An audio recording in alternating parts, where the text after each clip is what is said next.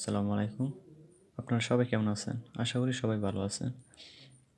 তো ন্যারেশনের interrogative সেন্টেন্সকে narration করার নিয়ম। এখন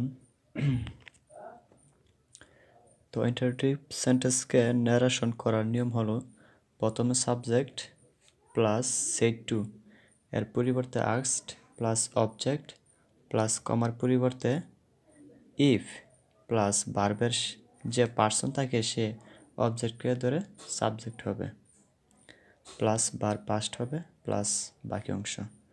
যেমন একটা এক্সাম্পল দেওয়া আছে, he said to me will you buy a book. তো একে ন্যারেশন করার নিয়ম হইল, এখানে দেওয়া আছে সেড টু এর পরিবর্তে আস্কড হয়েছে, তো অবজেক্ট মি লিখব মি, এখানে will you buy a book. তো এখানে বলছে যে ভার্বের যে পার্সন থাকে সে অবজেক্টকে ধরে সাবজেক্ট হবে।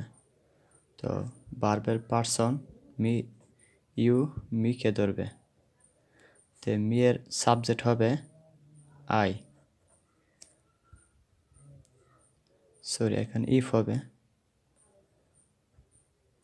ইফ, আর ইউ ধরবে মিকে, মি এর সাবজেক্ট হবে আই। তারপর ভার্ব আছে উইল, এর পাস্ট হবে উড, WULD উড। তারপর বাকি অংশ বাই এ বুক। তারপর ইন্টারোগেটিভ সেন্টেন্সকে ন্যারেশন করার সময় শুধু কমার পরিবর্তে যেখানে ইফ হবে সেখানে কমার পরিবর্তে ইফ হবে না, আর ইফের সেখানে হবে ডাবলএস কোশ্চেন যদি থাকে তাহলে ডাবলএস কোশ্চেন হবে। আর বাকিগুলো নিয়ম ঠিক আছে। যেমন দেওয়া আছে সাবজেক্ট প্লাস সেড টুর পরিবর্তে আস্কড প্লাস অবজেক্ট প্লাস কমার পরিবর্তে ইফ প্লাস ভার্বের যে কমার পরিবর্তে ইফ, যদি ইফ হবে না ডাবলএস কোশ্চেন থাকলে, তো ডাবলএস কোশ্চেন হবে।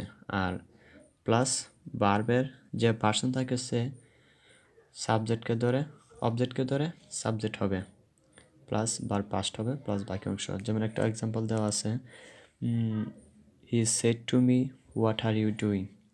তো এখানে এর আনসার হবে হি আস্কড মি, কমার পরিবর্তে ইফ হয়েছে না, ডাবলএস কোশ্চেন হয়েছে হোয়াট। তারপর এখানে পার্সন হলো ইউ মিরে ধরবে, মিয়ের সাবজেক্ট হবে আই, আর এর পাস্ট হবে ওয়াজ প্লাস বাকি অংশ ডুইং।